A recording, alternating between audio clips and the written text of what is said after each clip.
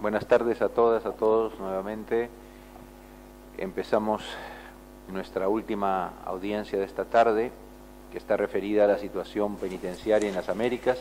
Es una audiencia de carácter regional y por tanto no tiene en este lado de la mesa representaciones de estados, aunque mucho de lo que vamos a hablar es responsabilidad y obligación de los estados atender.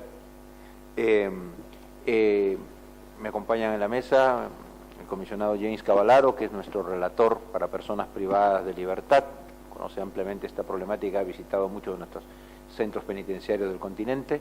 También la comisionada Esmeralda Rosemena de Troitiño, segunda vicepresidenta y relatora para los derechos de la niñez, niños y adolescentes. Y bueno, soy Francisco Iguren, presidente de la comisión. La mecánica de esta reunión, las organizaciones peticionarias nos han dicho que su presentación inicial, que incluirá al final un video, quisieran que tome unos 25 minutos, los tendrán. Luego nosotros haremos alguna intervención y finalmente podrán responder o comentar lo que resulte más de su interés. Entonces agradeceré que al momento de hacer uso de la palabra, la persona que lo haga pues identifique su nombre y la organización. Si todos están en la misma organización, bueno, que se identifiquen de todos modos. Y sin más, para aprovechar el tiempo, tienen ustedes la palabra en esta primera intervención hasta por 25 minutos. Bueno, buenas tardes, señores comisionados. En primer lugar, quiero agradecer el espacio brindado a nuestras asociaciones e instituciones. Me voy a presentar, mi nombre es Román de Antoni, me acompaña Jorge López, ambos del Foro para la Justicia Democrática de Argentina. A mi derecha se encuentra Luis Parori, director de la Unidad Penitenciaria de Punta de Rieles, número 6 de Uruguay. Y allí a la izquierda, Adriana Leaño, de Humanas Colombia. ¿Sí? También forma parte de esta audiencia como organizaciones peticionarias y expertos peticionarios Mario Coriolano, de la Universidad Nacional de La Plata, Soledad Villagra, de la Universidad Católica Nuestra Señora de la Asunción de Paraguay, Marisol Pérez Tello, de la Universidad de San Martín de Porres, Perú, y Graciela Cortázar, de la Universidad Nacional del Sur de Argentina, quienes, bueno, agradecen porque varios de ellos no pudieron estar presentes.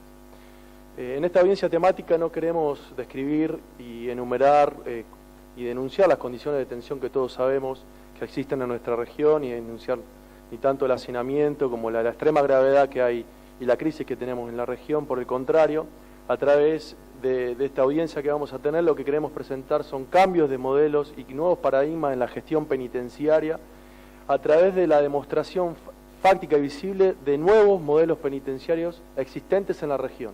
¿Sí? También relataremos buenas prácticas penitenciarias y buenas prácticas judiciales penitenciarias y prácticas políticas con enfoque de género. En primer lugar, le voy a dar la palabra a Jorge López, juez de garantías de Lomas de Zamora y miembro del Foro para la Justicia Democrática. Gracias. Bien, buenas tardes a todos y todas. Soy Jorge Walter López, juez de garantías constitucionales en el Departamento Judicial de Lomas de Zamora, provincia de Buenos Aires, República Argentina, y miembro del Foro para la Justicia Democrática. Ante la serie de deficiencias estructurales del servicio penitenciario bonaerense, que afectan gravemente derechos humanos inderogables, tales como el derecho a la vida y la integridad personal de los reclusos y las reclusas, sin soslayar los necesarios cambios normativos, deben adoptarse nuevas experiencias conocidas como buenas prácticas. Buenas prácticas respetuosas de la dignidad de los detenidos y las detenidas, que reforzarán los principios y buenas prácticas sobre la protección de las personas privadas de libertad en las Américas, adoptadas por la Comisión Interamericana en marzo del 2008. Voy a hacer mención a dos métodos de mejora judicial. En primer lugar, la implementación de la tecnología de videoconferencias, considerando que se trata de un sistema integral, interactivo y sincrónico, lo que implica una comunicación bidireccional y simultánea con imagen y sonido. Con ello se garantiza un mayor acceso a justicia por parte de las personas privadas de la libertad, toda vez que podrán tener un contacto más fluido con el juzgado o tribunal y con mayor prontitud. Se prescinde del traslado del detenido o la detenida desde la unidad carcelaria, evitándose el sufrimiento de las penurias que padece desde que deja su celda, pérdida de objetos personales, transporte en vehículos rara vez acondicionados para las variables climáticas, largas distancias entre la cárcel y el tribunal, que llevan en algunos casos a un alejamiento provisorio en una unidad de tránsito, debiendo lidiar violentamente con tanto el personal penitenciario y otros alojados y alojadas a los cuales desconoce, y por último su estadía en alcaldía de tribunales con idéntico panorama, sumándose la falta de alimentos y bebida. Claro está, esto vuelve a renovarse en su vuelta al penal de origen. Este sistema también aporta celeridad en el proceso, evitando reprogramaciones y ahorra en costos económicos tanto para los particulares como para el Estado, vehículos, custodias, combustibles, alimentos y también a los mismos familiares de las personas en detención. Esta experiencia se cuenta registrada como buena práctica del Tribunal en lo Criminal de la localidad de Trenquelauquen, en provincia de Buenos Aires, que llevó a cabo en el año 2010 un juicio oral donde el detenido, quien se encontraba internado en un centro de salud, pudo participar mediante el uso de dicha tecnología. Cabe aclarar que el hardware fue pagado por los jueces. La iniciativa plantea realizar las siguientes audiencias: audiencias de debate, solicitudes de atenuación a la medida de coerción, atenciones médicas, solicitudes de cambio de lugar de alojamiento por acercamiento familiar y solicitudes comunes. No se aplica en caso de habeas corpus, en los cuales se considera que no es posible suplir la presencia del personal. En el entendimiento de que cada vez más debemos realizar acciones interdisciplinarias, haré mención a una práctica conocida como conversatorio o taller para varones violentos, que se realiza hasta el momento como obligación especial impuesta al momento de recuperar su libertad por el Instituto de la Excarcelación con varones imputados de delito de violencia de género contra la mujer e intrafamiliar. Se trata de establecer grupos de hasta 10 detenidos que concurren 2 veces por semana para dialogar con un psicólogo o psicóloga que guíe la reunión y con ello lograr concientizar y sensibilizar en la temática sobre sus acciones y los pormenores por los cuales llegaron a responder en forma violenta contra sus parejas o familiares. En situación de encierro, hubo una experiencia en el pabellón de máxima seguridad número 4 de la cárcel de Florencio Varela, donde un grupo de presos escritores que pertenecen a la editorial Cartonera Carcelaria de Argentina, dirigida por el abogado Alberto Sarlo, quien trabaja ad honorem, recibieron la exposición del juez de Tribunal Oral de Loma de Zamora y capacitador en perspectiva de género, doctor Conti, y próximamente editarán un libro titulado Ni una menos en el pabellón 4, donde escribieron historias de ficción para combatir el machismo tanto en el ámbito carcelario como en la sociedad. Reitero, este encuentro se lleva a cabo dentro del pabellón y no en lugares destinados a dar clases, donde el beneficio de poder concurrir o no queda librado al criterio del guardia, y la concientización fue tan exitosa que la producción escrita superó las expectativas. El proyecto de iniciativa de mejora es replicar los conversatorios en las unidades carcelarias con condenados por los mencionados delitos. Como corolario a todo esto, digo que el acercamiento a la jurisdicción, la concientización a los victimarios en los aspectos relacionados con la violencia de género contra la mujer e intrafamiliar, la alfabetización, el estudio de la literatura, filosofía, y la Universidad del Sur también está trabajando en clases de Derecho, donde hay una igualdad entre los estudiantes presos y penitenciarios que cursan juntos la carrera, y entendemos nosotros que esto puede ser una forma de bajar los índices de violencia y reincidencia que de alguna forma ya se están visualizando en el pabellón de Florencio Varela. Muchas gracias.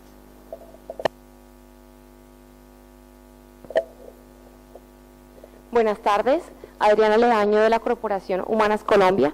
Voy a referir brevemente a una situación que merece la atención de la comisión y es el crecimiento exponencial del número de mujeres privadas de la libertad por delitos menores relacionados con drogas.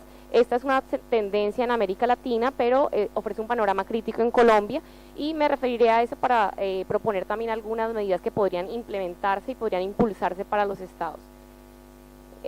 Bueno, según las cifras oficiales del país, entre los años 2000 y 2015 la tasa de mujeres encarceladas por estos delitos de drogas se incrementó en un 314%, por lo que actualmente al menos casi la mitad de las mujeres, 45-46% de las mujeres internas se encuentra por este tipo de delitos, es la primera causa de reclusión. Y para entender las causas de este precipitado incremento, pues es necesario atender al perfil específico de las mujeres que están en esta reclusión. El 93% son mujeres madres de las que están encarceladas por drogas, y de estas el 52% por lo menos son madres cabeza de familia, es decir, que tienen casi exclusivamente tanto el cuidado de hijas, hijos y otros dependientes, como también la provisión de los recursos económicos para la subsistencia de la familia. Entonces, esto nos muestra que el mercado de drogas se ha convertido en una de las pocas opciones viables para quienes deben al tiempo cuidar y proveer, y por eso tiene ese sesgo de género. Además también tenemos indicios de que el sistema penal es mucho más efectivo consiguiendo condenas contra mujeres, también por las situaciones de baja escolaridad, de poco acceso a abogados. Bueno, y que estas mujeres ingresan al al mercado ilegal realizando tareas de baja remuneración y de alto riesgo, no suelen tener un vínculo directo con las cabecillas de las organizaciones delictivas, no tienen conocimiento directo del funcionamiento de las redes del tráfico, por tanto son fungibles, son fácilmente reemplazables, y esto obviamente nos muestra que la penalización, aunque ha tenido un coste muy grave para las familias y para la sociedad en su conjunto, no ha contribuido al desmantelamiento de las redes ni al debilitamiento del mercado ilegal. En ese sentido, hemos planteado la necesidad de establecer alternativas, como lo muestran otras experiencias exitosas. En Costa Rica, en el año 2015, se aprobó la ley 9161, que introdujo elementos de proporcionalidad y especificidad de género en la ley de psicotrópicos y que consideró algunas condiciones de vulnerabilidad para mitigar la condena, para permitir la salida pronta de las mujeres o el cumplimiento de la pena en los hogares. Nuestra propuesta es también que este tipo de medidas se implemente también en países como Colombia, primero para evitar que se haga un primer desvío del sistema penal, que se consideren alternativas a la penalización, pero también que se apliquen subrogados penales, beneficios penales que en Colombia están prohibidos para cualquier delito de narcotráfico, incluyendo el menudeo, así sea la venta más baja en condiciones de vulnerabilidad. Hay un proyecto actual que no fue aprobado, entonces el llamado sería como a que la comisión insista al Estado colombiano y a los otros estados a tomar medidas que permitan la inserción económica de las mujeres pospenadas, la aplicación de beneficios y subrogados penales y el desvío del sistema penal en estos casos. Gracias. Bueno, a continuación voy a tratar de visibilizar 3 buenas prácticas que creemos que son dignas de tener un mayor enfoque en el sistema interamericano. En primer lugar, me voy a referir a la efectiva implementación de mecanismos locales de prevención contra la tortura como organismos complementarios de la gestión penitenciaria.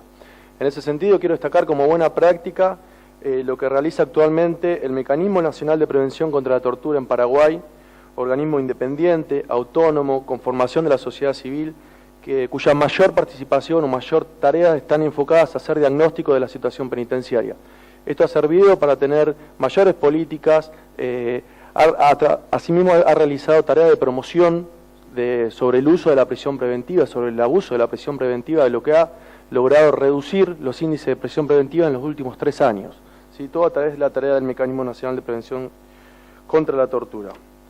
Como segunda buena práctica a destacar y como complemento de gestión es destacar la práctica para enfrentar la corrupción interna.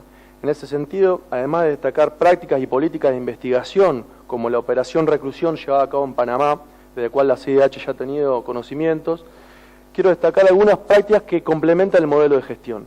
En ese sentido, en Perú, a través de la política implementada y denominada cárceles productivas, se ha logrado que el producto del trabajo de los internos se deposite directamente en una cuenta bancaria. Esto reduce los índices de corrupción y creemos que es una práctica a visibilizarse. Otra buena práctica es la que se realiza en Punta de Rieles, en Uruguay, que a continuación la comentará con mejor detalle Luis, donde hay un sistema de tickets que circula y dinero a través de tickets que circula dentro de las unidades, que puede ser incluso retirado por las familias y convertido en dinero. Y por último, como buena práctica quiero destacar la pacificación de la vida carcelaria como cambio de paradigma en la gestión. En ese sentido, sabemos que los modelos actuales vigente resulta un aparato reproductor de la violencia, por eso creemos que hay sistemas y modelos penitenciarios que han tenido resultados exitosos, ¿sí? En ese sentido, además de destacar Punta de Rieles, que se comentará a continuación, quiero destacar lo que se realizó y la gestión realizada por el INPE en San Pedro de Lurigancho, Perú, una unidad históricamente de las más peligrosas de toda América Latina, que cuenta actualmente con aproximadamente 9.000 reclusos, con un espacio para 3.000, plaza para 3.000 personas, donde han existido los niveles más altos de violencia dentro de las cárceles peruanas. Esto ha cambiado por completo a través de un cambio de paradigma de gestión y de la implementación realizada en el INPE en el año 2011, ¿sí?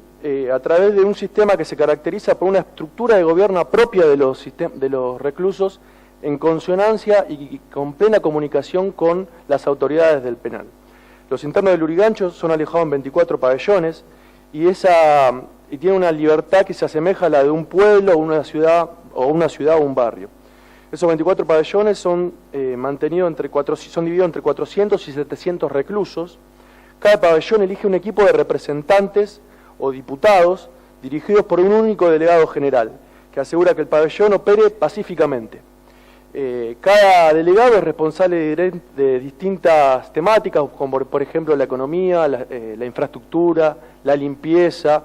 Esto lo que ha reducido es principalmente los niveles de violencia en las cárceles, en la unidad del Lurigancho. Actualmente, desde los últimos 5 años, no ha habido motines, no ha habido fugas, no ha habido muertes dentro del penal, y creemos que a través de este sistema humanista que se otorga es digno de ser visibilizado. En ese sentido pudimos extraer algunas conclusiones del modelo utilizado en Lurigancho, que desde ya es un modelo, es una megalópolis carcelaria, que no es lo que proponemos, pero sí creemos que el nivel de gestión sí es digno de ser imitado. En ese sentido quiero extraer algunas ideas, como por ejemplo, las autoridades penitenciarias en Lurigancho han creado un ambiente que es respetuoso y seguro para prisioneros, con pocas restricciones de los derechos humanos. En segunda medida, la creación de una estructura de representantes de reclusos facilita la comunicación entre las autoridades y los propios reclusos. Se fomenta activamente la participación de los reclusos en actividades educativas y profesionales, lo que ayuda a la rehabilitación y reduce aún más las tensiones. Y la organización controlada por presos ayuda a mantener el orden y proporcionar servicios dentro de la prisión, como la limpieza, la mejora de instalaciones. Esto mejora significativamente las condiciones de detención, lo que a su vez puede mejorar las relaciones interpersonales en el centro de detención. A su vez, siempre que sea posible, se facilitan los contactos con el mundo exterior, las políticas de visita se amplían y los grupos externos religiosos y sociales son bienvenidos para desarrollar este tipo de actividades. En definitiva, creemos que la normalización es probablemente un elemento clave en la resocialización de los detenidos, y por eso creemos que modelos como este y políticas de gestión humanizantes como este son capaces de ser visibilizadas y son políticas menos costosas para los estados. Esto quiero ser enfático y destacar, ¿no? También este tipo de modelos de cárceles sociedad pueden ser replicadas con menos niveles de reclusos. En ese sentido quiero destacar, y voy a destacar a continuación y darle presentación a Luis Paroiri, director del Centro de Punta de Rieles, que va a contar acerca de esta experiencia piloto a 15 kilómetros de aquí de Montevideo. Gracias. Bueno, muchas gracias. Agradezco la generosidad de los argentinos que me invitaron a venir. Bueno, vamos a lo nuestro. Punta Arenas es una cárcel que tiene una propuesta educativa donde el mandato social del control está incluido en la misma. 620 reclusos, PPL, personas, seres humanos. Tienen que ser penados, eso fue una condición que encontramos nosotros desde el 2012 que llegamos hasta el día de hoy. 620 dije, la cotidiana manejada por operadores civiles con una presencia policial acorde a la propuesta. Vamos a las bases ideológicas que sustentan esta propuesta. Creemos firmemente con Ortega y Gasset que el hombre es y su circunstancia. Proponemos intentar cambiar las circunstancias para poder producir posiblemente algún cambio. El punto de partida de este proyecto es el respeto absoluto de los derechos de todos los que participan en la propuesta. Todos los que participan en la propuesta. Policía, operadores y presos. Se trata de armar un contexto en donde los derechos puedan ser, además de respetados, ejercidos. Que el Uruguay tiene un problema con eso. Tenemos todo derecho, pero tenemos alguna dificultad a veces en que sean ejercidos. Esto significa derecho a asociación, derecho a gremio, derecho a cooperativa de vivienda. Algunas cosas fuertes, conceptuales. Pensamos que no hay ningún proyecto sin autoridad. No hay posibilidad de cambio si el sujeto no se responsabiliza de sus actos. El secreto es cómo y en cuánto tiempo le pedimos que lo haga. La vida en la cárcel debe parecerse lo más posible a la afuera. Los conflictos deben resolverse de forma democrática, sin humillación ni sometimiento. Existencia de reglas y procedimientos con absoluta certeza que nuestra tarea es generar institucionalidad de todo el tiempo. Esto es un tema central. Nosotros debemos generar siempre instituciones. La noción de que es tan importante lo que pasa como la acción que uno va a generar con lo que pasa. Esto es central en el paradigma. Por ejemplo, a veces dice, la cárcel robaron. ¿Y qué quiere, gente? Me mandan 600 delincuentes que no tengan un robo. Lo importante es lo que hacemos con eso. ¿Sí? Tu hijo no hizo los deberes. Bueno, ¿qué haces con eso? Es lo mismo. es muy importante lo que hacemos con lo que nos pasa. Ese creo que es un cambio. Las cosas van a pasar. El tema es qué hacemos con lo que nos pasa. El Estado, creemos nosotros, tiene la obligación ética de ofrecerle a sus presos todas las posibilidades, todas las filosofías, todas las religiones, todas las formas de tratamiento de droga, todas las concesiones, todas las diversidades. O sea, es una responsabilidad ética nuestra que circule por esta cárcel todas las cosas que han sido elaboradas por la humanidad. Pensamos que la experiencia de vivir en la cárcel debe necesariamente estar ligada con la idea de que en el afuera le permita transformarse en un ser democrático. Esto es central en el paradigma. Hay que pensar la cárcel para afuera. ¿Cómo la vemos mañana? Porque esta gente, nuestra gente, porque en realidad son nuestra gente, van a salir. Desde el punto de vista organizativo, Punta Arenas se considera una organización incompleta, que debe ser complementada con actores externos. O sea que todas las necesidades que surjan tienen necesariamente que buscar afuera soluciones. Si no, caemos en innovación total, que creamos inútiles, ¿sí? Está aprobado por Goldman 66, está aprobado por mucha gente. La prisión parece un pueblito. Tiene lo que podríamos llamar un cordón industrial, tiene 52 emprendimientos productivos, el cual 50 son de ellos mismos. Ellos son los empresarios de sus situaciones. Un centro donde se nuclea un área de servicios, en la calle tiene un centro de cordón, un centro de servicios, restaurante, cafetería, almacén, peluquería, tatuaje, me va a faltar alguna. Tiene un polideportivo, que ahí se desarrolla gran parte de la actividad deportiva, fútbol, rugby, boxeo, y me debe faltar alguna, básquetbol. ¿Qué? ¿Sí? ¿Se entiende? ¿Sigo? Me dijeron 3 minutos, 5, entonces claro. Un polo educativo en donde nuclea escuela, liceo, así como otras actividades educativas no formales, teatro, cerámica, taller literario, rap, rock, plena, bueno. La lógica de Punta Rieles es muy simple, yo pido disculpas por la simpleza. A Punta Rieles no se va a cumplir, se va a hacer algo por él mismo. El hacer algo por él mismo puede ser algo. Porque tenemos esta condición de que el hombre cuando se mueve, el hombre en el sentido que ahí son hombres, ¿no? Que el hombre cuando se mueve está en movimiento, parece increíble. Entonces, algo tiene que hacer por él y ahí arrancamos el partido.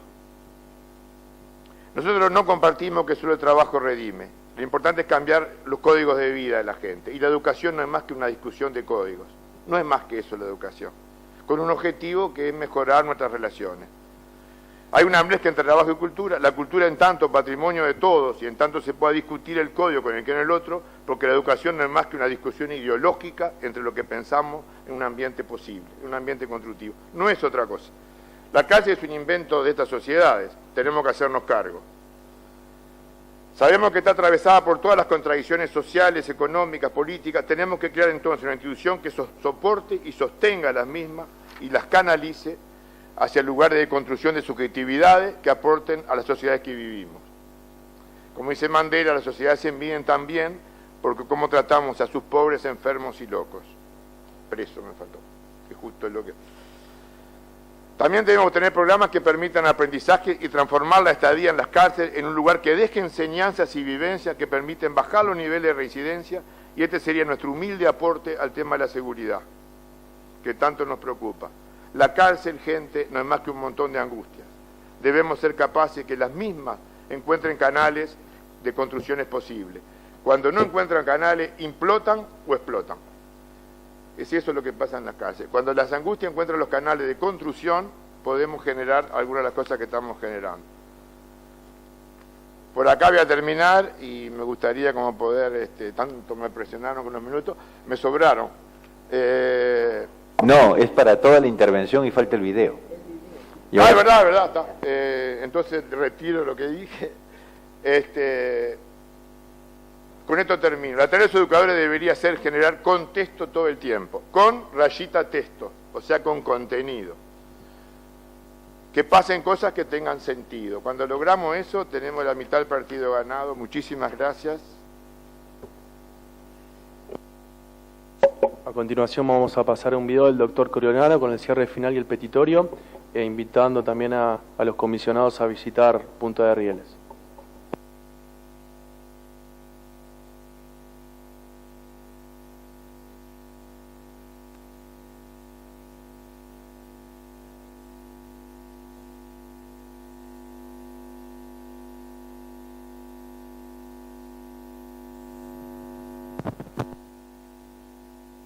Lamento no haber podido estar personalmente ahí por un imprevisto, y como han dicho Jorge, Román y Luis, hay distintos modelos de gestión penitenciaria, con ejemplos de los 9 países en los que hemos estado recolectando información, en los cuales podemos encontrar una construcción colectiva transformadora que permite, siguiendo este proceso de construcción que encontró en la resolución 1/08 de buenas prácticas de la Comisión Interamericana, la posibilidad ahora de diseminar estos modelos reales que existen en nuestra región y que conceptualmente tienen características de un modelo humanista y reductor de la violencia intracarcelaria, con todo el impacto que tiene esto en la humanización postpenitenciaria.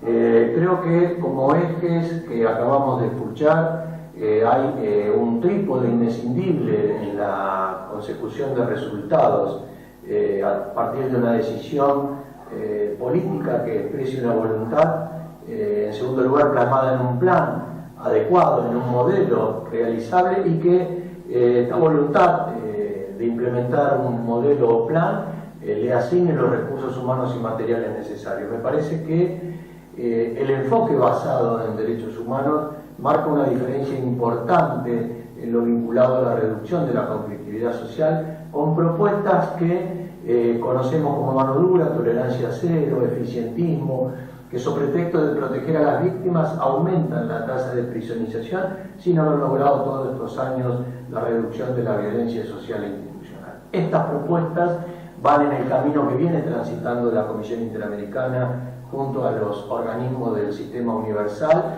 que en el 2011 han tenido en marzo y en noviembre reuniones importantes destacadas en esos comunicados que sacó la Comisión Interamericana Conjunta, y esta Relatoría de Personas Privadas de Libertad, que en los últimos 4 años ha hecho un trabajo fantástico y que lamentablemente no va a poder renovar como todos hubiésemos querido.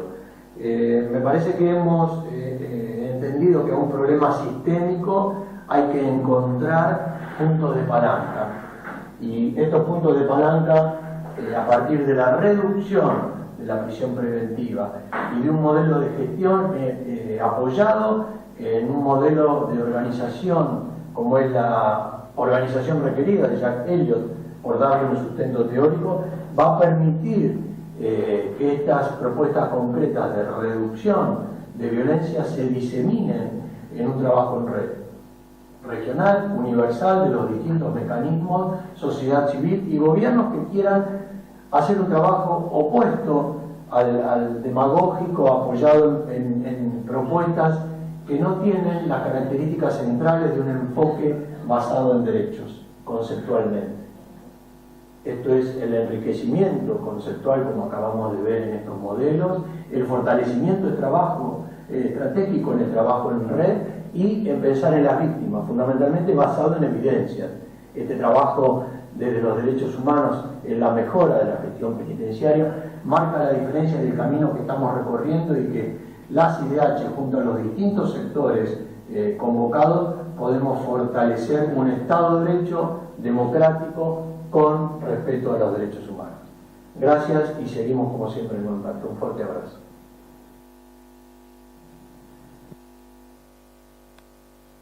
Muchas gracias.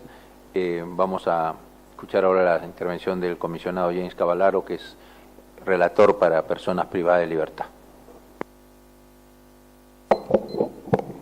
Bueno, muchas gracias, señor presidente. Quisiera felicitar a los y la representante de la sociedad civil por la iniciativa de presentar informaciones sobre lo que califican como un cambio de paradigmas en lo que es nuestros sistemas prisionales en el hemisferio. Me parece muy importante, es un tema que yo he podido en mi tiempo en la RPPL documentar y ver cómo una visión humanista en centros penales sirve en algunos lugares, algunos que han sido citados acá, sirve para mejorar las condiciones en todos los aspectos posibles, medibles y no tan pues es medible, que se puede constatar. Ahí quería tocar unos temas concretos. El primer tema, lo de una posible visita a Punta Rieles, encantado. Ojalá que pueda hasta el fin de mi mandato, sino que la próxima persona que asuma la RPPL visite. Yo personalmente voy en mi condición también de profesor académico que estudio estos temas y seguiré trabajando en los derechos humanos aun cuando deje de ser comisionado.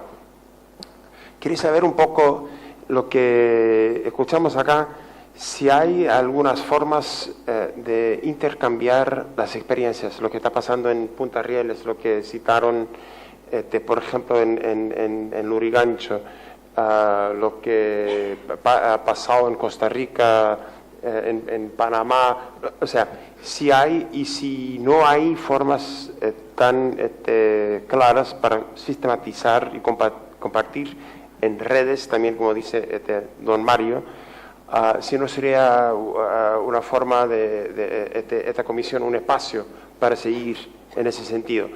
Yo personalmente creo que sería interesante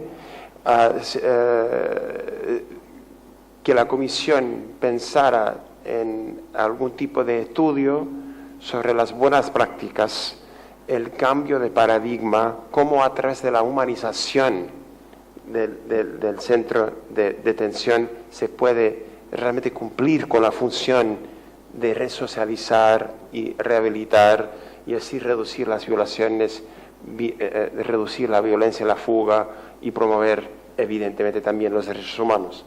Entonces, y ahí dejo con dos temas y preguntas. No sé si hay cifras en este país, pero como usted dirige una cárcel en este país, sobre el tema de las drogas y el cambio que ha habido hace unos años sobre legalizando para uso personal, lo que es marihuana, porque lo que hemos visto en el hemisferio es un aumento terrible, como también nos ha contado la colega de Colombia, un aumento brutal en los índices de encarcelamiento de las mujeres de forma desproporcionada por crímenes de drogas, ¿no? Entonces ahí, no sé si en este país, donde no tienen esa política, se ha habido una reducción. Pregunto. Okay. Es un gran tema que también para la Comisión en diversas relatorías de las mujeres como son afectadas por las cárceles, pero también de los niños, y sé que mi colega comparte esa preocupación, por eso no voy a hablar más de cómo desestructura la familia el uso indebido de la cárcel, y aún más cuando es una cárcel con el modelo violento, el modelo corrupto que tenemos de sobra en el hemisferio. Ahí, para terminar, aprovecho para decir que la Comisión ha producido un informe sobre el uso indebido de la prisión preventiva hace 4 años. Retomamos el tema para medir, para ver hasta dónde ha habido retrocesos y avances. Y también lanzamos algo que es nuevo para la Comisión, y vamos a lanzar acá y también en Argentina el miércoles una guía práctica.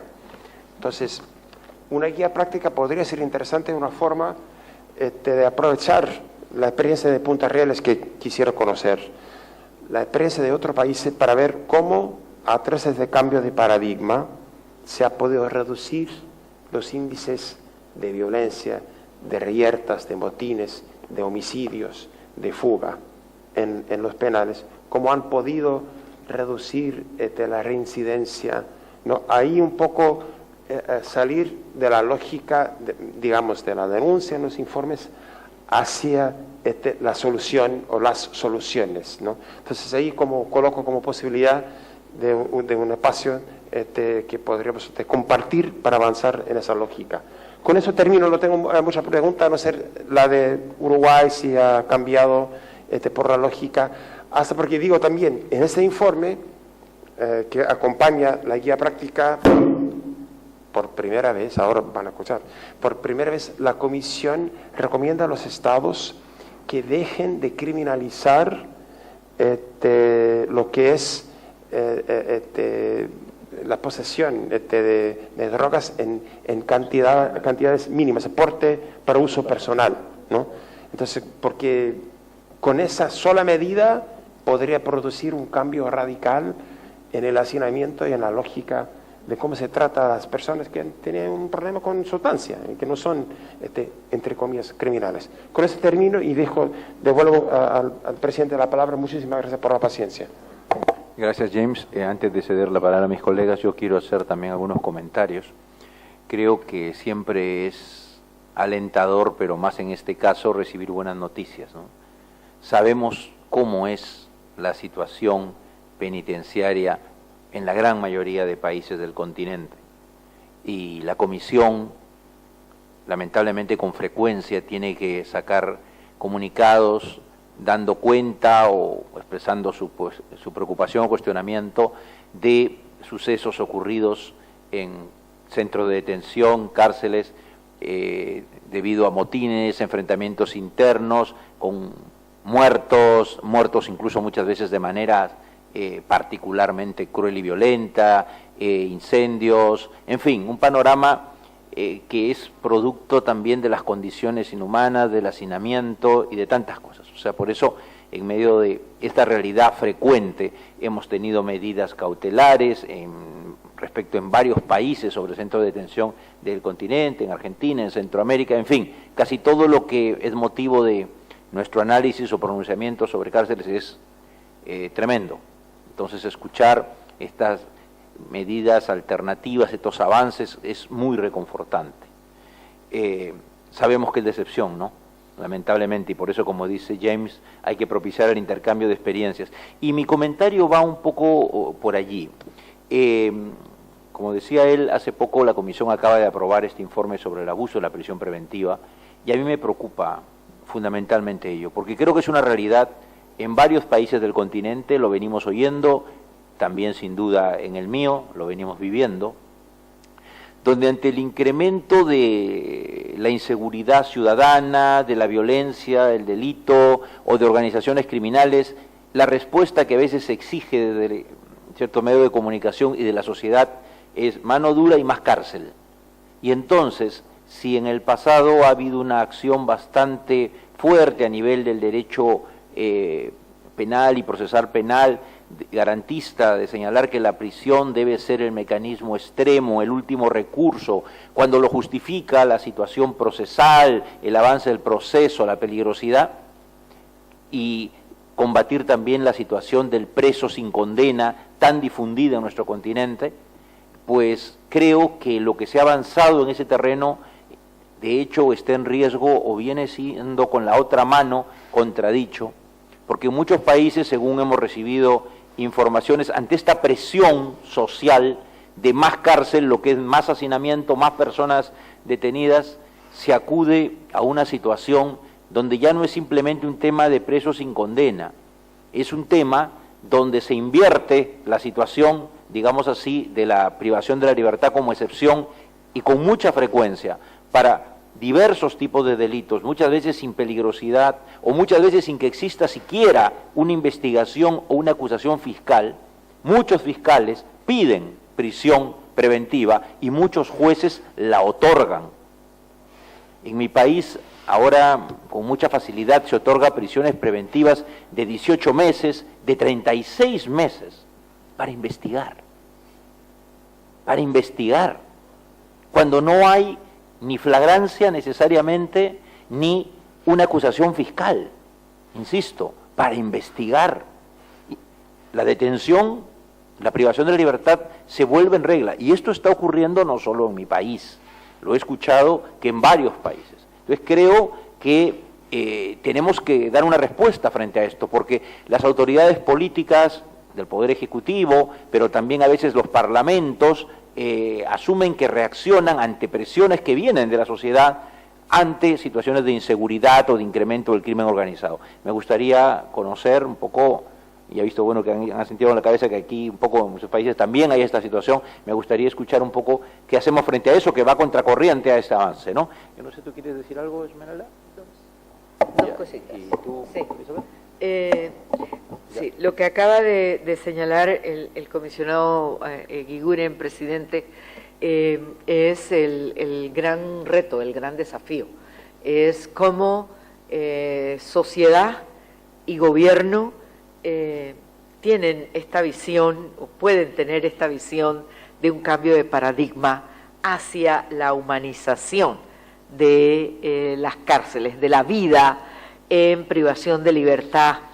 Y sabemos que la realidad es dura. Mi pregunta va en esa línea. Las posiciones de los gobiernos, de los estados, del poder ejecutivo y el poder legislativo, y también el judicial, en la consideración de lo que realmente representa este cambio de paradigma. Y yo lo dirijo particularmente a dos grupos de población.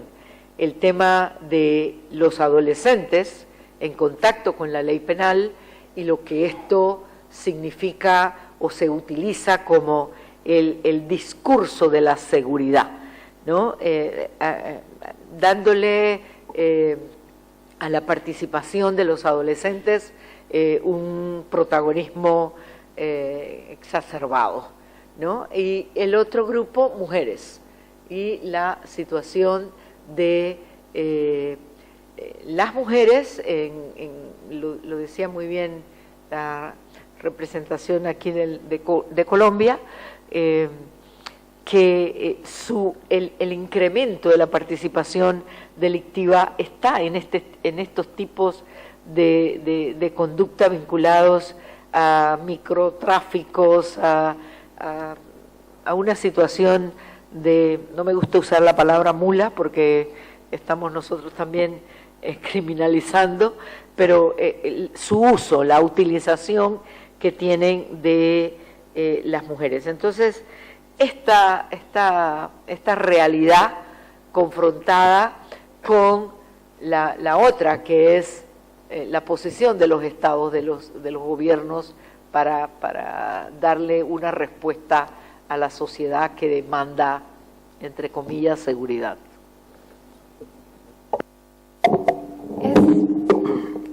Es muy breve en el mismo sentido en cuanto a la perspectiva de género y en el sentido de si ustedes pueden identificar también cambios de paradigma o buenas prácticas en cuanto a las condiciones de detención para mujeres privadas de libertad, para las condiciones, para las consecuencias diferenciadas también que tienen las mujeres cuando están detenidas y después de estar detenidas, las consecuencias en la vida. Bien, creo que podríamos escuchar comentarios, respuesta de ustedes. Creo que por 10 minutos estará bien. Bueno, por 10 minutos.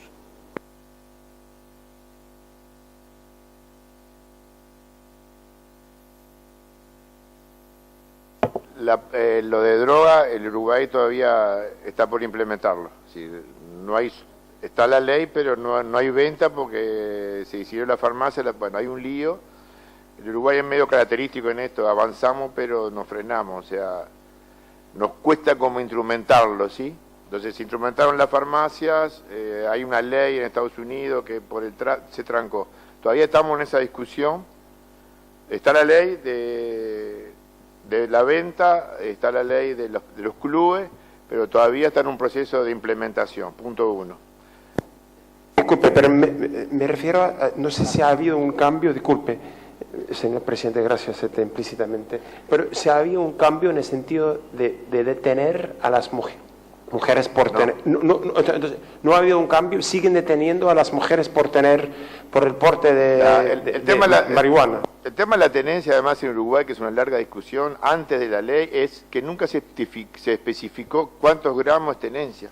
Por un lado, está habilitada la tenencia, o sea, es legal tenerla, pero ¿cuánto? En Europa creo que está los gramos y bueno, acá nunca se pudo determinar. Después se vota la ley, se sigue deteniendo gente en esta paradoja de tráfico sin mucha definición, digamos, ¿no? ¿Cuándo es tráfico y cuándo es consumo? ¿Sí? Si se detiene adolescentes, si se detienen mujeres, fundamentalmente mujeres. Y la otra pregunta era que además de estos procesos, en Uruguay además deberíamos, cuando se vota una ley no llega a las cárceles. Por ejemplo, en la cárcel no se puede tomar alcohol, que podíamos pensar en una vida, ¿sí? Y la droga no creo que nos libere a las cárceles durante mucho tiempo, ¿sí? Yo todavía sigo reprimiendo la marihuana en Punta Rieles, en esta concesión de que yo tengo que respetar la ley aunque no esté de acuerdo con ella, ¿sí? Eso es así. Entonces nosotros seguimos reprimiendo la entrada a la cárcel. Y nos pasa, agarramos un porcentaje, es decir, con la ley esto va a avanzar, me parece a mí, y con respecto al código, creo que el nuevo código penal que está empieza el 1 de este mes a ponerse, creo que avanza bastante en esta cosa uruguaya que tiene 7.000, casi 8.000 procesados y 3.000 penados, ¿sí? Esa es la proporción uruguaya hoy. Tiene 7.000 personas que están procesadas y 3.000 y algo de penados, ¿sí? No sé si te contesté y si podía pasar un avisito que me quedó para atrás, es que están los tickets de venta y hay un fondo. Punta Rieles se financia a sí mismo prácticamente. O sea, hay un fondo solidario donde cada emprendimiento paga un fondo que es manejado por ellos, cuyo único objetivo es préstamo a los nuevos emprendimientos y tiene dos consideraciones. No tiene interés porque no nos interesa y el que no paga no puede ir preso porque ya está.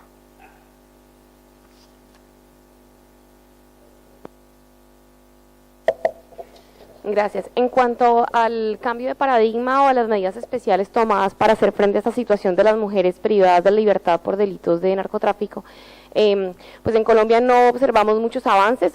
Hay dos iniciativas relacionadas. Primero, que en el marco de los acuerdos de paz, el gobierno colombiano asumió el compromiso de modificar la política de lucha contra las drogas para, en lugar de atacar los eslabones débiles de la cadena, pues atacar la estructura del narcotráfico. En ese marco está en el Congreso, en este momento, un proyecto de ley para, en alguna medida, despenalizar las actividades ligadas al cultivo y a la producción inicial de drogas para extensiones muy pequeñas de tierra, a cambio de la sustitución voluntaria. Eso realmente todavía ni se ha aprobado el proyecto, ni se ha implementado efectiva y exitosamente el programa de sustitución voluntaria. Pues han escuchado tal vez los hechos recientes de Tumaco, donde ha habido ataques de la fuerza pública a cultivadoras y cultivadores que se oponen a la erradicación. Pero ese proyecto está y eso sería como también una alternativa para descriminalizar el eslabón débil ligado al cultivo, pero ya relacionado con el microtráfico en las ciudades, que es donde más se involucran las mujeres en condiciones de marginalidad, pues no ha habido una respuesta. El acuerdo de paz incluye también como el compromiso de establecer un tratamiento diferenciado también a esta población femenina que entra a la cárcel por la misma condición de marginalidad en la que entra al negocio de drogas, pero ese proyecto de ley no ha sido propuesto. Según ha dicho el Estado colombiano, no se va a implementar eso del acuerdo. Esto claramente por una obstaculación del fiscal general de la Nación. De hecho, hubo otro proyecto de ley que planteaba otras medidas para el deshacinamiento, entre esas poder conceder a las mujeres en esta situación subrogados penales, solamente que se ampliara a esta población, y ese proyecto de ley también se hundió, o sea, no fue aprobado en el tiempo en que debía hacerlo por obstaculización del fiscal. Entonces hay buenas propuestas, hay alternativas, pero no hay voluntad política del Estado colombiano de implementarlas. Bueno, y un poco para finalizar y complementar las respuestas que quedaron sin responder en cuanto a lo preguntado por el comisionado Eguiguren. Sí existen, por lo menos en nuestra experiencia, normativas procesales que otorgan cierta discrecionalidad, sobre todo en temas de morigeración y alternativa a la prisión preventiva, que otorgan cierta discrecionalidad a los fiscales, ¿sí? Para eso, para complementarlo, sabemos que solamente se realiza con reformas, generalmente una concientización y reformas estructurales, imponer causales objetivas en la prisión preventiva, como bien se ha destacado en el informe recientemente de la CIDH, autonomía de la defensa pública, en fin, una cantidad de medidas que todavía siguen sin implementarse en la región y consideramos esencial para cumplir las metas que venimos proponiendo. Por otra parte, en cuanto al foco de adolescentes, también creemos en esto que estos modelos correccionistas basados en fuerzas de seguridad han totalmente fracasado. La experiencia tanto de Punta de Rieles como de Lurigancho lo que sugieren es policía fuera de las unidades, agentes civiles dentro de las unidades, y eso ha cambiado y ha modificado el clima que se vive dentro de las prisiones.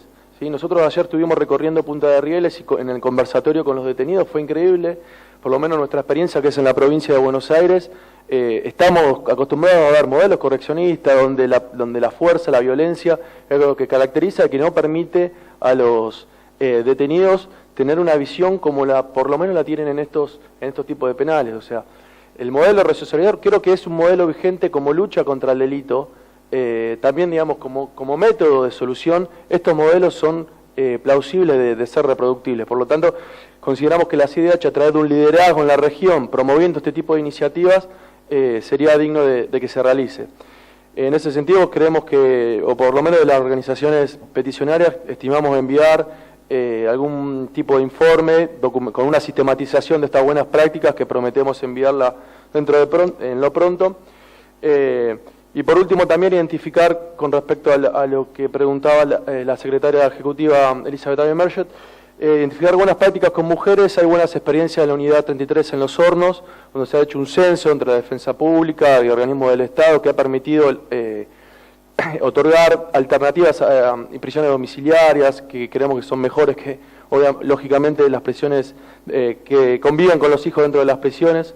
Y también hay una buena experiencia que, bueno, justamente Soledad Villar de Paraguay no ha podido estar presente, que es en la Casa de Mujeres del Buen Pastor, donde a través de un trabajo conjunto entre el Departamento Central del país y el Ministerio de Justicia se ha logrado reducir el índice de prisión en esta unidad específica. Fue un proyecto piloto que también, bueno, nos comprometemos a Soledad a hacérselo llegar. Así que, bueno, muchas gracias. Bueno, muchas gracias a ustedes, muchas gracias a todos y a todas los que nos han acompañado y a quienes nos han seguido la audiencia por internet. Esta audiencia, que es la última de la tarde, concluye, aunque nosotros tenemos que seguir con nuestras actividades. Buenas tardes a todos, hasta mañana.